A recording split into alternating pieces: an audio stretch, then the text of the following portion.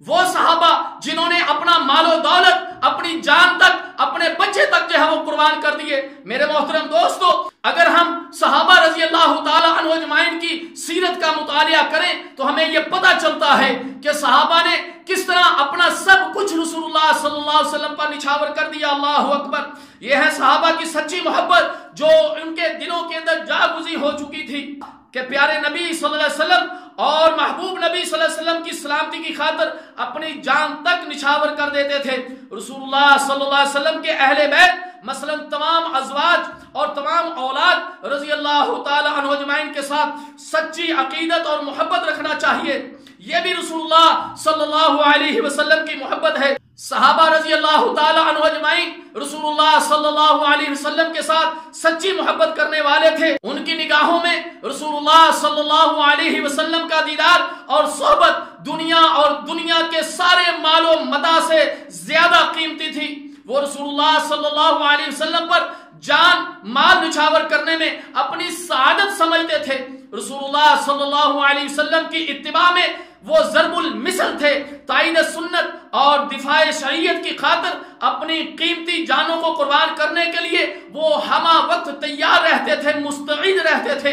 ان کے نقش قدم پر چلنا، ان سے محبت کرنا دراصل رسول اللہ صلی اللہ علیہ وسلم سے محبت کرنا ہے۔ لیکن یہ بھی یاد رہے کہ شان مصطفیٰ صلی اللہ علیہ وسلم کے بیان میں راہ اعتدال سے نہیں ہٹنا چاہیے۔ امام بخاری عمر بن خطاب رضی اللہ تعالی عنہ سے روایت نقل کرتے ہیں کہ انہوں نے کہا کہ میں نے رسول اللہ صلی اللہ علیہ وسلم کو یہ فرماتے ہوئے سنا کہ میری تعریف میں اس طرح مبالغہ آرائی نہ کرنا جس طرح نصرانیوں نے ابن مریم علیہ السلام کی تعریف میں مبالغہ آرائی کی، اور یہودیوں نے عزیر علیہ السلام کے بارے میں در حقیقت میں تو اللہ کا بندہ ہوں، تم میرے بارے میں اللہ کا بندہ اور اس کا رسول کہا کرو۔ صحیح بخاری۔ پیارے نبی صلی اللہ علیہ وسلم کا فرمان ہے، من احب سنتی فقد احبنی ومن احبنی کان معی فی الجنہ۔ اللہ اکبر! پیارے نبی صلی اللہ علیہ وسلم نے فرمایا، جس نے میری سنت سے محبت کی اس نے دراصل مجھ سے محبت کی، اور جس نے مجھ سے محبت کی وہ جنت میں میرے ساتھ ہوگا۔ اللہ اکبر! میرے محترم دوستو، سنت سے محبت کیجئے، سنت سے محبت کیجئے۔